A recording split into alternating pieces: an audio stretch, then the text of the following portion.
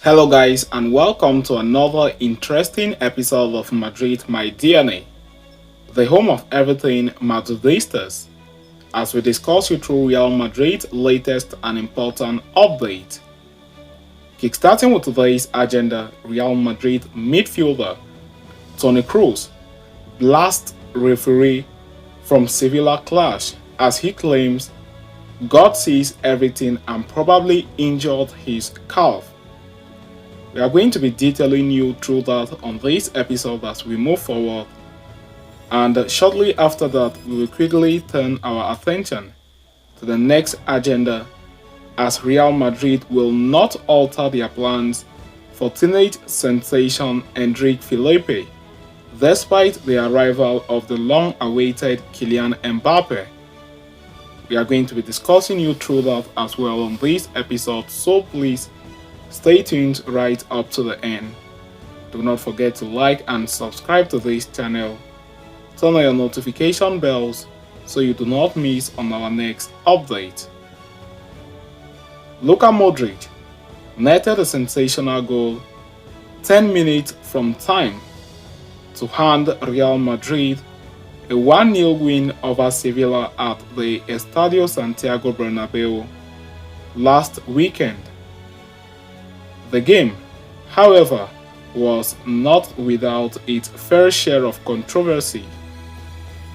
Ahead of kickoff, Sevilla filed a complaint against Real Madrid TV, La Liga, for promoting videos against the selected referee on the night, thereby putting pressure on him to favor the host. Once the game unfolded, however, it became clear that the referee was dead against Carlo Ancelotti's men regardless. In the recent episode of his podcast, Enfant Mal Le Pen, Real Madrid midfielder Toni Kroos opened up about the recent clash against Sevilla and the audacious officiating on the night that saw several decisions go against Los Blancos. He began by taking a slight dig at the referee on the night, Isidro Diaz, the Mera Escuadores, saying the referee against Sevilla God sees everything and probably injured his calf.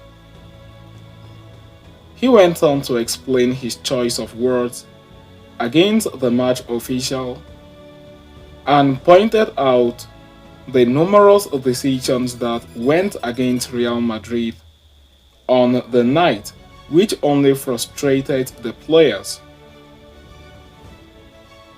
I am not someone who likes to deal with the referees during the game. I never do that, but it was a lot. I think during the whole first half, they were whistling against us for everything, even things that weren't wrong at all. Toni Kroos talked on the referee officiating totally against them. He went on to detail how the referee blew the whistle against him for a foul, even when he was trying to get away from the Sevilla player looking to attract contact on the night. What made me so angry with my actions was that I was actually 3 feet away. That was crazy.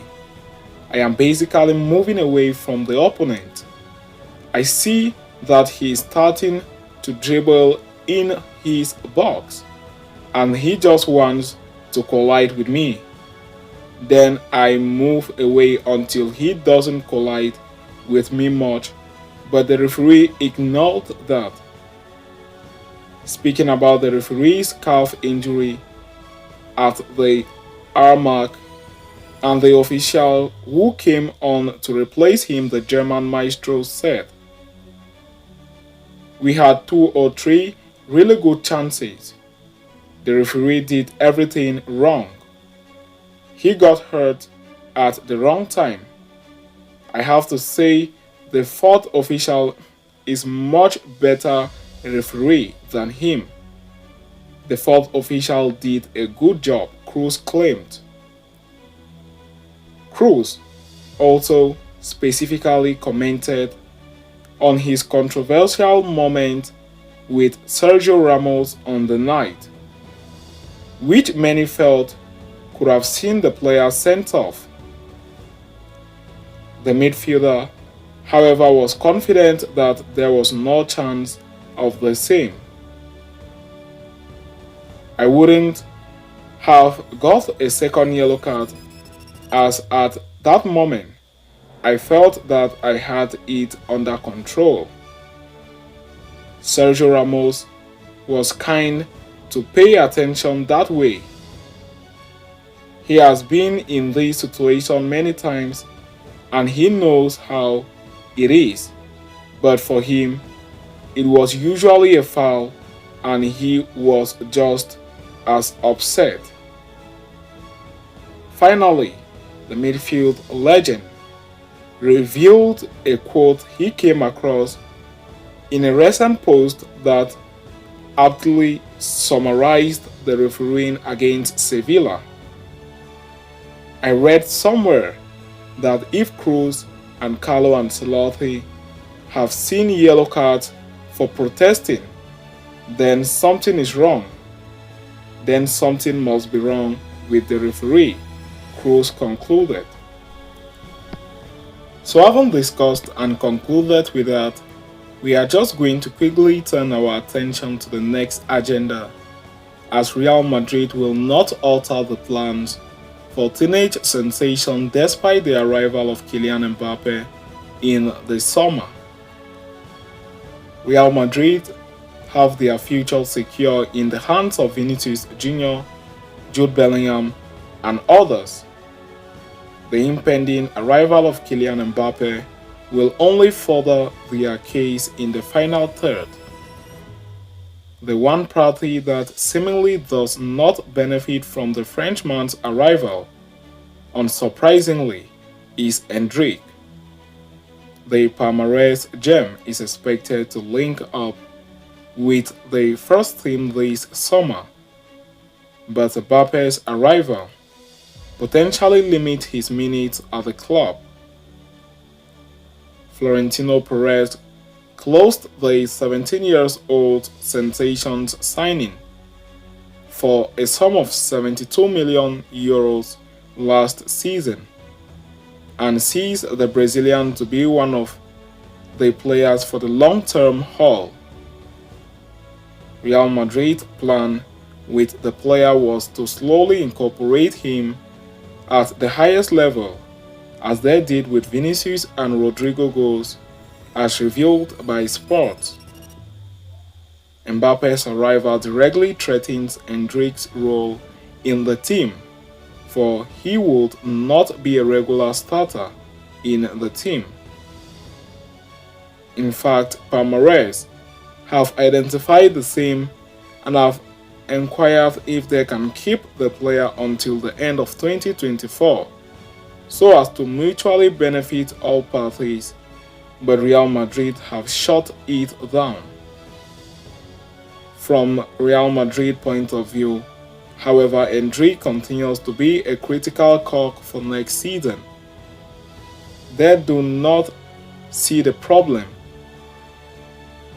They do see that the player might not have much playing time, but Carlo Ancelotti is convinced that he can make it work.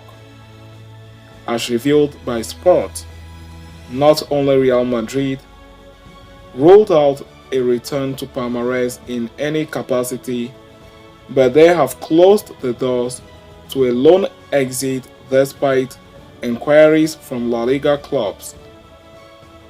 A decision will be made in the winter transfer window of 2024-25 campaign after evaluating the player's situation.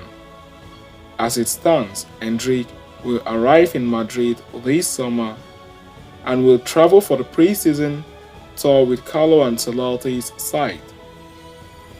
So having discussed and concluded with that, we have come to the end of this interesting episode.